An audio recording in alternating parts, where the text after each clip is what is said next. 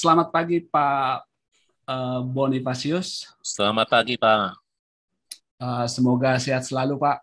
Ya, Pak Boni, terima kasih untuk waktunya berkenan dengan Petromindo TV. ya, Saya sama-sama. bersama Pak Rainer Simanjuntak, Senior Ya, Editor di Petromindo Group, akan berbincang-bincang dengan Bapak Bonifasius yang familiar dipanggil Pak Boni ya Pak. ya, baik. Pak Boni adalah Presiden Direktur Golden Energy Mines. Ya, Kita akan berbincang seputar outlook industri batubara Indonesia di semester kedua di tahun ini. Pak Boni, mohon berkenan Pak, bagaimana Bapak melihat outlook produksi batubara Indonesia secara umum di semester kedua Pak? Kira-kira apa yang menjadi tantangan utama di produksi batubara kita Pak? ya, saya lihat produksi di Indonesia sangat dipengaruhi oleh cuaca ya, dan saya kira kita semua setuju ya, karena berhubungan dengan nature resources dan alam ya, hauling yang jauh ya, kemudian struktur tanah yang kadang-kadang tidak begitu bagus ya. Jadi kalau kita lihat sejak dari bulan April ya sampai hari ini curah hujan cukup tinggi di Kalimantan ya. Jadi dari supply side mungkin agak berkurang ya.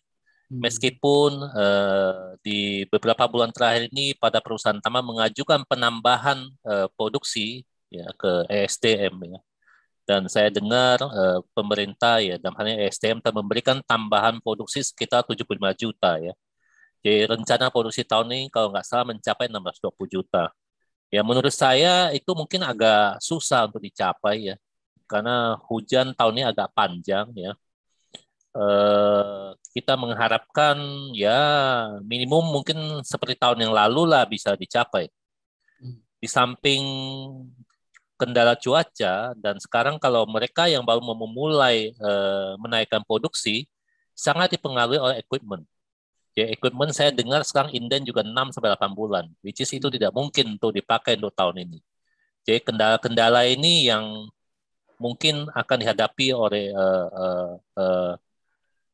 perusahaan pertambangan di Indonesia. Ya, kemudian dari segi market, kalau kita lihat market memang demand-nya agak bagus ya. Seperti Pak Adrianto katakan bahwa China yang kita lihat memang betul-betul sudah agak recovery dan demand-nya cukup bagus dan stok batu bara di sana agak rendah ya. Dan hari ini kalau kita lihat untuk kalori 42 ICE 4 masih pada level yang cukup bagus harganya. Mungkin di sekitar 64-65 dolar hari ini kalau kita mau jual. Tapi saya kira rata-rata tambang di Indonesia nggak bisa jual karena stok udah habis ya. Dipengaruhi oleh hujan ya tidak bisa perform gitu. Dan kalau kita lihat negara-negara lain otomatis mengikuti harga tersebut karena demand-nya cukup kencang ya. Meskipun misalnya permintaan dari India tidak begitu bagus, tapi saya yakin pada beberapa bulan yang akan datang ya, dengan pandemi yang sudah recovery, pasti demand-nya akan bagus. Dan khususnya untuk negara-negara Asia yang baru berkembang, kayak Kamboja, Vietnam, kemudian Malaysia ya, dan Indonesia yang pembangunan IPP-nya cukup masif dan penggunaan batu bara masih cukup besar di situ. Dan untuk tahun-tahun ke depan, saya untuk permintaan di Asia Tenggara akan cukup besar untuk menggantikan negara Eropa ya, ataupun negara-negara lain yang sudah menurunkan penggunaan batu bara. Ya, masih cukup bagus menurut saya untuk 5-10 tahun yang akan datang. Kebutuhan batu bara tetap tinggi ya, khususnya untuk thermal coal.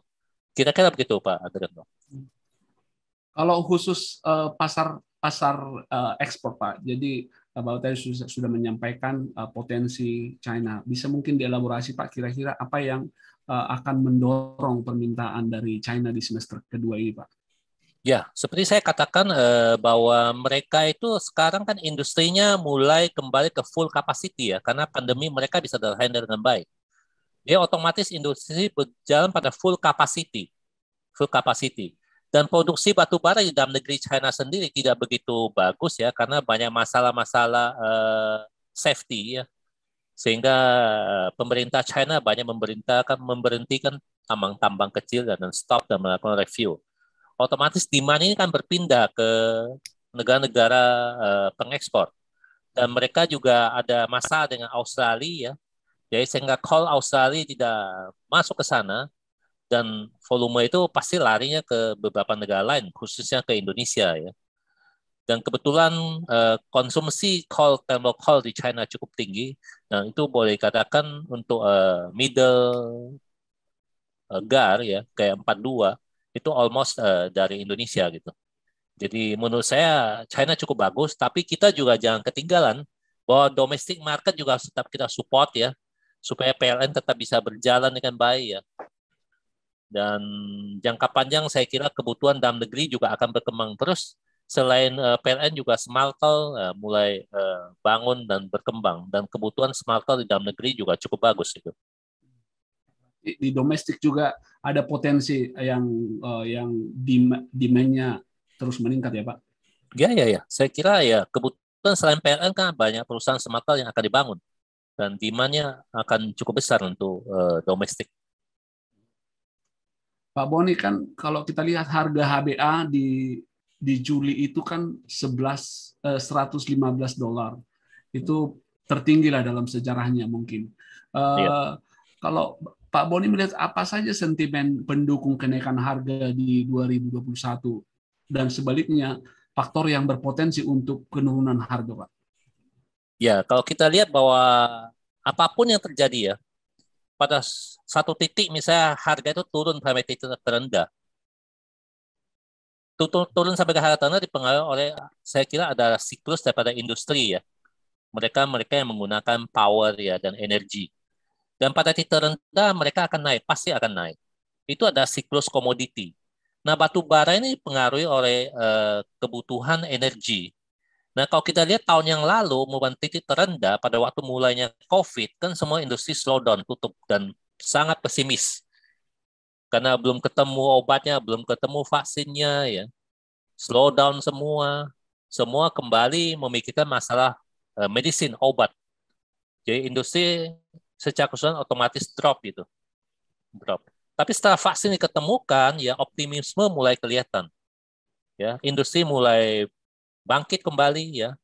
China yang ekspor produk-produknya ke luar negeri, ke Eropa, ke Amerika mulai kembali ya. Sehingga kebutuhan energi jadi tinggi.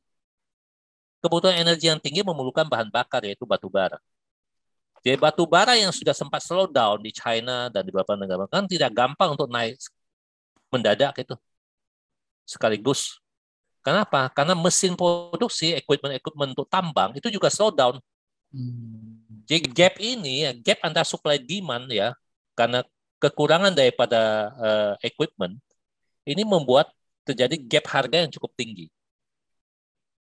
Nah, itu mungkin akan terjadi equilibrium mungkin ya pada tahun depan ya, semester 2 mungkin akan equilibrium kembali gitu. Setelah semua mulai menggenjot ya, mesin equipment sudah ada ya, produksi sudah mulai jalan lancar ya. Kemudian industri juga mulai jalan, akan terjadi equilibrium, akan kembali pada harga yang normal. Itu biasa untuk komoditi gitu. Baik Pak Boni, Pak Renner masih ada Pak? Ya, mungkin satu aja Pak Adianto. Terima kasih.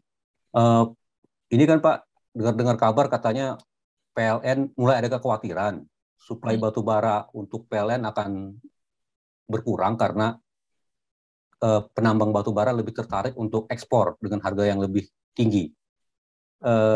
Bagaimana Pak Boni melihat ini? Apakah memang demikian Pak kecenderungannya? Ya, saya kira pasti itu terjadi karena terjadi disparitas harga yang cukup jauh ya. Kayak contoh untuk batu bara yang kalori 4.200, harga di PLN mungkin cuma $38, dan hari ini orang bisa ekspor dengan harga 65. Beda hampir $25. Ya. Hampir 25. Dan saya kira ya regulation harus dijalankan dengan benar gitu.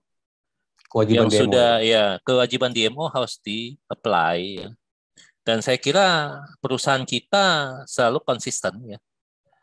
Jadi kita akan support terus PLN-nya. Dan kalau kita lihat kita udah 3 tahun berturut-turut di atas 25% ya untuk memenuhi kebutuhan DMO, khususnya PLN. Dan PLN saya kira setahun dari jam supply kurang lebih mungkin 6-7 juta ya. Jadi domestik sendiri ya termasuk industri dalam negeri juga kita support. Ya kita mengcover kurang lebih 30-35% ini. Itu ada market share kita yang terbesar untuk James. Pak Boni, terima kasih banyak waktunya. Kita sudah bersama dengan Petromindo TV. Sehat selalu, Pak. Salam sukses, Pak Boni.